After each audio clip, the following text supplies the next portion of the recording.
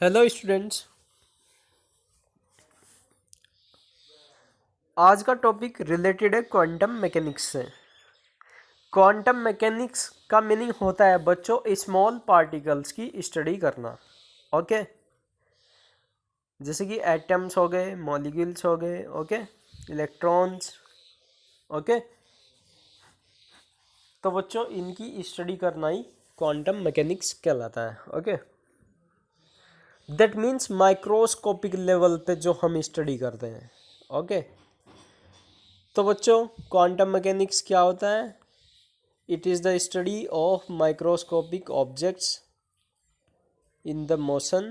Okay, ये जो quantum mechanics है इसको हम रिलेट करते हैं श्रोडिंगर वेव इक्वेशन के साथ में। श्रोडिंगर वेव इक्वेशन बहुत ज़्यादा रोल प्ले करता है क्वांटम मैकेनिक्स में। ओके, और बच्चों इसमें कुछ टर्म्स भी आती है श्रोडिंगर वेव इक्वेशन में निकल करके, और इसी के थ्रू हम हाइड्रोजन एटम की स्टडी कर पाए। ओके, इसके कुछ रूल्स भी है जो अभी हम आगे पढ़ेंगे।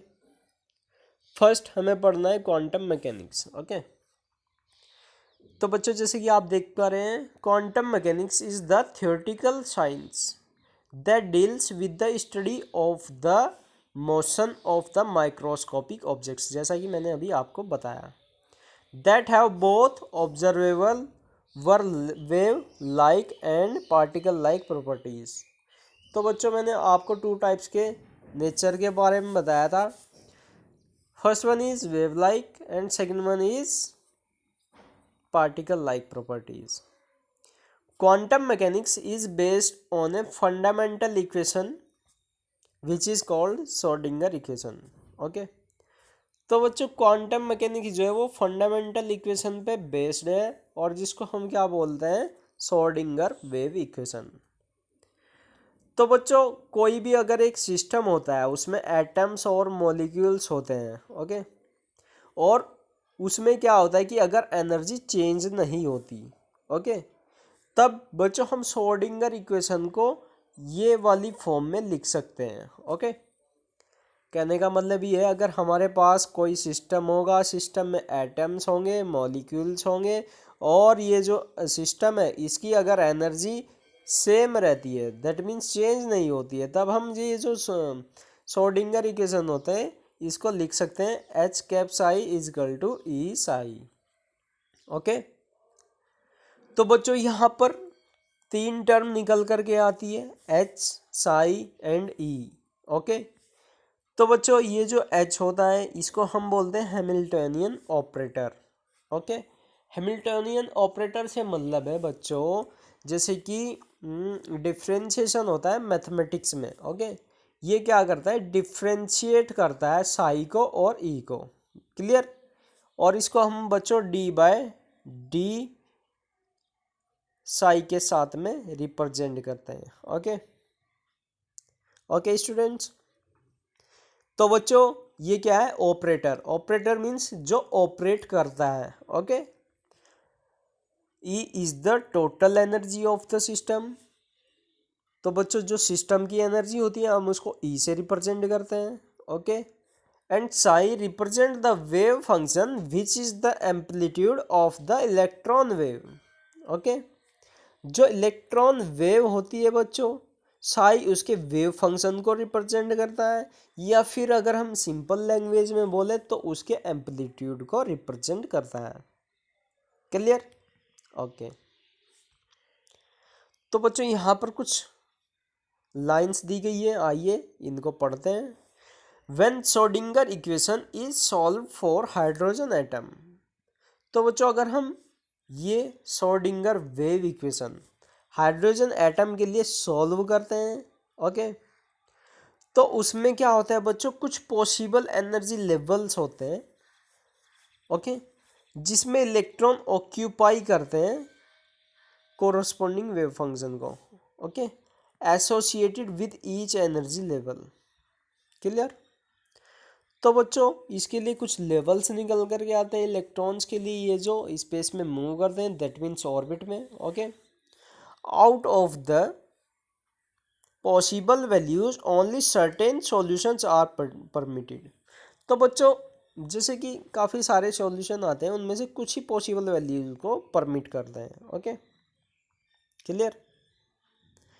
Each permitted solution is highly significant, ये सिग्निफिकेंटली होता है।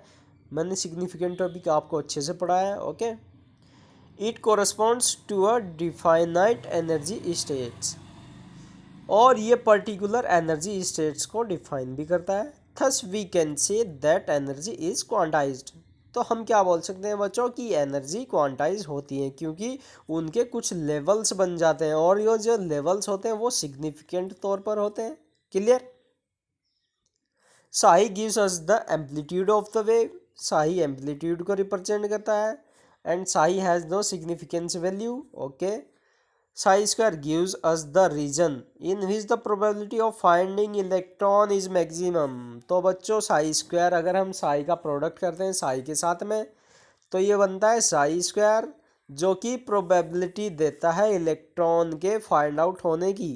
और इलेक्ट्रॉन के फाइंड आउट होने की जो प्रोबेबिलिटी होती है बच्चों, ये होती है इलेक्ट्रॉन ऑर्बिट में। क्लियर। ये न्यूक्लियस होगा, और न्यूक्लियस के जो अराउंड होता है ऑर्बिट, उसमें प्रोबेबिलिटी मैक्सिमम होती है। Okay, it is called probability density. तो बच्चों हम इसको क्या बोल देते हैं, प्रोबेबिलिटी डेंसिटी। क्लियर। ओके, तो बच्चों अब ऑर्बिटल के बारे में बात कर लेते हैं कि ऑर्बिटल क्या होता है। ये एक स्पेस होता है अराउंड द न्यूक्लियस, जहाँ पर प्रोबेबिलिटी मैक्सिमम होती है इलेक्ट्रॉन के फाइंड आउट होने की। ओके, और बच्चों फिर उसके बाद एक कॉन्सेप्ट आता है क्वांटम नंबर्स का। तो बच्चों क्वांटम नंबर्स क्या होते हैं, ये एक सेट होता है 4 क्वांटम नंबर्स का। Okay, which specify the energy, the size, shape and the orientation. Okay बच्चों, 4 क्वांटम नंबर्स का एक सेट होता है जो कि स्पेसिफाई करता है एनर्जी को, साइज को, शेप को और उसके ओरिएंटेशन को। ओके बच्चों, to specify an orbital only 3 quantum numbers are required. Okay, तो बच्चों अगर ऑर्बिटल को स्पेसिफाई करना है तो 3 क्वांटम नंबर्स की रिक्वायरमेंट होती है। While to specify an electron all 4 quantum numbers are required. अगर हमें इलेक्ट्रॉन को स्पेसिफाई करना है तो हमें चारों क्वांटम नंबर्स की रिक्वायरमेंट होती है। ओके बच्चों, तो बच्चों आई होप कि आपकी समझ में ये लेक्चर अच्छे से आ गया होगा। क्वांटम मैकेनिक्स बेस्ड पे हमने श्रोडिंगर वेव इक्वेशन पढ़ी, और श्रोडिंगर वेव इक्वेशन के थ्रू हम हाइड्रोजन एटम की स्टडी करते हैं, उसके एनर्जी लेवल्स की स्टडी करते हैं। उसमें 4 क्वांटम नंबर्स होते हैं जो कि हम नेक्स्ट लेक्चर में पढ़ने वाले हैं। ओके बच्चों, नाउ थैंक्स।